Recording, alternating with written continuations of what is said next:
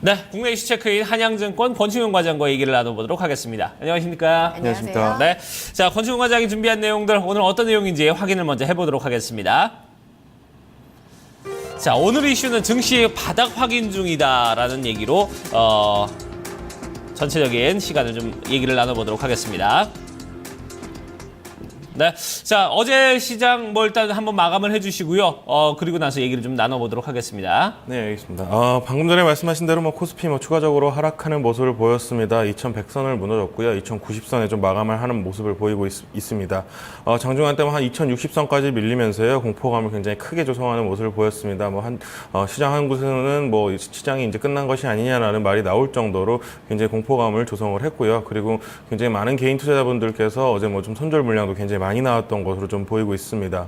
코스닥 같은 경우는 7% 상승하는 모습으로 끝났지만 장중한 때 굉장히 좀 큰 폭으로 밀리는 모습을 보였습니다. 다만 오전장 이후에는 바닥을 찍고 좀 굉장히 크게 상승하는 모습을 보였습니다.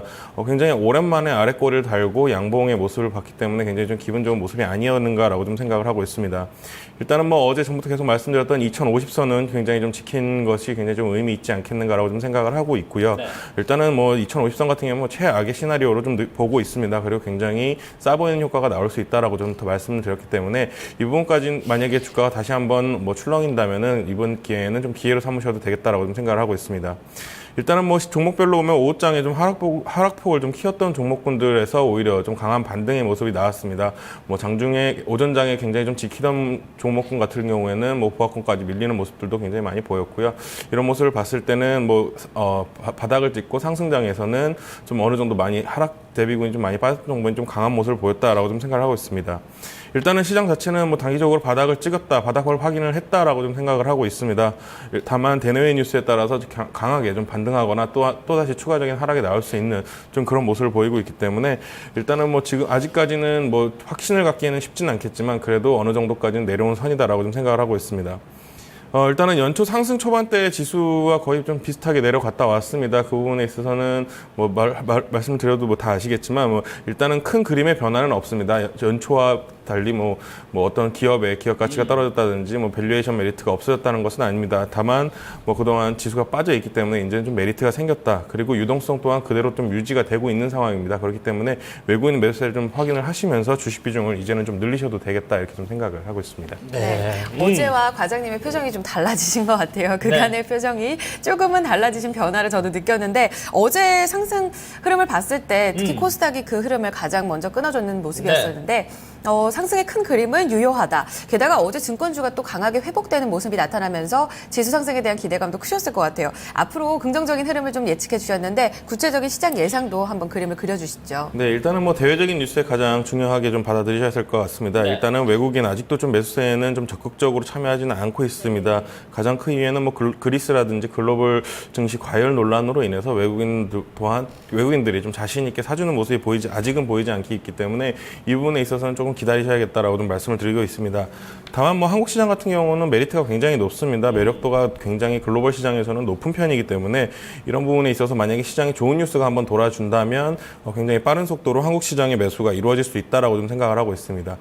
일단은 시장은 특징적으로 좀 업종별 종목 슬리머가 굉장히 좀 크게 이루어질 것으로 좀 예상을 하고 있습니다. 일단은 거의 실적들이 거의 다 발표가 되고 가고 있는 중이기 때문에 이런 부분에 있어서 실적이 확인된 종목에 있어서 한정적으로 굉장히 좀 큰 폭으로 올 가능성이 굉장히 높다라고 좀 생각을 하고 있습니다.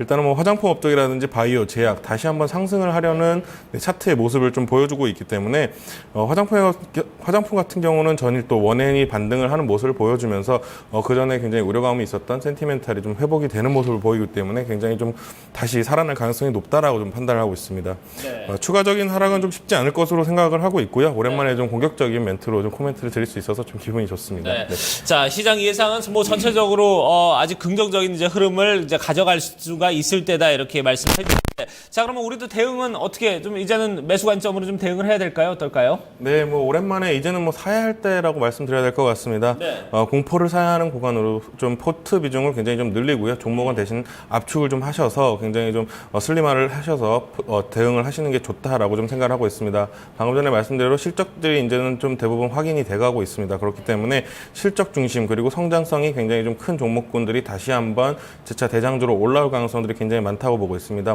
1분기 중에서도 주가의 특징적으로 움직이는 종목들은 굉장히 성장성이 컸던 종목인데 이 부분에서 주가가 다시 재차 상승한다고 봤을 때 오히려 성장성이 큰 종목들이 PER 밸류를 굉장히 높여가면서 주가의 상승이 나올 가능성이 있기 때문에 그런 부분에 있어서는 좀 굉장히 좀 포트폴리오의 비중을 높이셔야 될 것 같고요. 단기 반등 구간이 굉장히 좀 임박했다고 좀 느끼고 있습니다. 뭐 오늘이 될 수도 있겠고요. 다음 주 초가 될 수도 있겠지만 어느 정도는 이제 시장이 굉장히 바닥에서 자리를 잡고 있기 때문에 아직까지 뭐 크게 서두를 필요는 없으시겠지만 그래도 만약에 주가가 좀 매력적인 구간에 있다라고 생각하신다면은 이제는 포트폴리오의 비중을 좀 크게 늘리셔도 되겠다 이렇게 좀 말씀을 드리고 있습니다. 네, 지금 사실 수급을 보면 앞서서도 얘기를 해주셨지만 외국인이 아주 적극적으로 임하고 있지는 않거든요. 맞아요. 그런 부분들을 봤을 때 좀 분할 매수 관점으로 사야 될지 꾸준히 얘기를 해주셨던 성장주 하면 뭐 화장품, 바이오 이쪽 얘기를 많이 해주셨거든요. 여기서 적극 매수 아니면 분할 매수 좀 어떻게 가져가야 될지 그리고 관심 종목까지 같이 좀 주시면요. 네, 뭐 항상 방송에서는 보수적으로 말씀드리는 부분이 굉장히 많이 있습니다. 다만 뭐 오늘 같은 경우는 적극 매수하셔도 되겠다라고 말씀드릴 정도로 시장 상황이 좀 이제 좀 나아지고 최악을 지나고 있습니다. 그렇기 때문에 지금부터는 사셔도 뭐 만약에 한 번 더 하락을 한다고 해도 2,000포인트 초반이기 때문에 충분히 참으실 수 있는 구간이라고 좀 생각을 하고 있습니다. 그렇기 때문에 이 구간에서는 충분히 사셔도 대응하시기에는 좀 어렵지 않은 시장이다. 그렇게 좀 생각을 하고 있습니다. 네. 자, 그러면 오늘은 이제 종목들 어떤 종목들 보면 좋을까요? 네, 일단은 오늘 뭐 최선호 업종은 화장품 업종을 좀 보고 있습니다. 다시 한번 상승을 할 것이라고 좀 예상을 하고 있고요. 가장 매력도가 높은 업종이라고 항상 말씀을 드리고 있기 때문에 이런 부분에 있어서 전혀 변화가 없었고 그리고 원엔 환율 같은 경우가 굉장히 또 긍정적인 시그널을 보여주고 있기 때문에 이런 부분에서는 화장품주를 좀 사야겠다라고 좀 생각을 하고 있습니다. 일단은 뭐 종목적인 측면으로 보면 일단은 네오팜을 좀 오늘 좀 가지고 나왔습니다. 네오팜 같은 경우는 시장에는 정보가 굉장히 많이 없는 종목입니다. 그 이유는 이제 네오팜 자체적으로 일단은 주식 그 탐방을 받고 있지 않기 때문에 그런 부분에 있어서는 굉장히 좀 제한적이지만 주가 같은 경우는 굉장히 좀 좋은 모습을 좀 보여줬습니다. 일단은 뭐 상품을 보면은 집에 어린아이가 있으시면 모두 다 알만한 상품입니다. 아토팜 브랜드를 갖고 있습니다. 아토피 수분 전문 브랜드인데요. 뭐 한 9년 연속 1위를 하고 있기 때문에 좀 많은 분들이 알고 있으실 거로 생각을 하고 있습니다. 일단은 뭐 1분기 실적을 좀 체크를 해보면요. 한 25억 정도의 영업이익을 발표를 했습니다. 이번을 봤을 때는 YOY로 한 40% 이상의 성장을 했기 때문에 굉장히 성장성이 커지고 있다라고 좀 말씀을 드릴 수 있겠고요. 2, 3분기 그동안 역사적으로 굉장히 좀 비수기 구간이었습니다. 그런 부분을 굉장히 걱정하신 분들이 있는데 이번에 뭐 새로운 신제품을 좀 내놨습니다. 리얼 베리어라는 뭐 한국 크림으로도 요새 좀 유명해진 것 같습니다. 그러면서 이 부분을 굉장히 좀 상쇄할 가능성이 높아졌다라고 좀 판단을 하고 있고요. 오히려 2분기가 1분기보다도 더 잘 나올 수 있지 않겠는가. 물론 이 부분은 개인적으로 제가 뭐 말씀을 드리는 부분이기 때문에 뭐 정확하지는 않을 수 있습니다. 다만 지금까지 정확히 30%씩 성장을 하고 있고요. 그리고 신규 화장품에서 매출이 발생해 준다면 충분히 가능한 숫자라고 말씀을 드리겠습니다.